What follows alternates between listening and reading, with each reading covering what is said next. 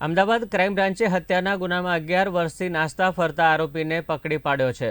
11 વર્ષ પહેલા અમદાવાદના વટવા વિસ્તારમાં કેમિકલની ફેક્ટરીમાં સિક્યુરિટી ઇન્ચાર્જની હત્યા કરવામાં આવી હતી।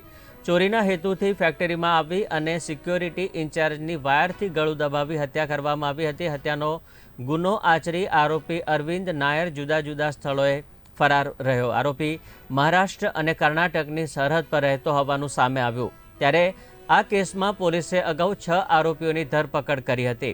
આ ઘટના ડિસેમ્બર 2014માં બની હતી। આ ઘટનામાં સંતોષ નામના વ્યક્તિની હત્યા કરવામાં આવી હતી। અમદાવાદ ક્રાઇમ બ્રાન્ચે 11 વર્ષથી ફરાર હત્યાના આરોપીને ઝડપી પાડ્યો છે। ક્રાઇમ બ્રાન્ચે આરોપીને ઝડપી પાડી કાયદેસરની કાર્યવાહી હાથ ધરી।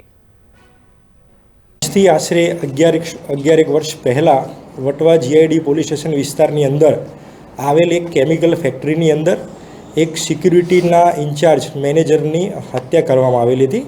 કેટલાક આરોપીઓ દ્વારા ચોરીના અંજામ આપવા માટે કેમિકલ ફેક્ટરીમાં પ્રવેશ કરવામાં આવેલો અને ત્યારબાદ ત્યાં સિક્યુરિટી ઇન્ચાર્જ સાથે ઝપાઝપી થતાં વાયર દ્વારા તેનું ગળું દબાવી તેની હત્યા કરવામાં આવેલી હતી। આ ગુનામાં અમુક આરોપીઓ પકડાઈ ગયેલા હતા અને એક આરોપી અરવિંદ કલ્લુ નાઈ છેલ્લા 11 વર્ષથી પોતાની ધરપકડ ટાળવા સારું ભારત દેશના અલગ અલગ રાજ્યોમાં નાસ્તો ફરતો હતો।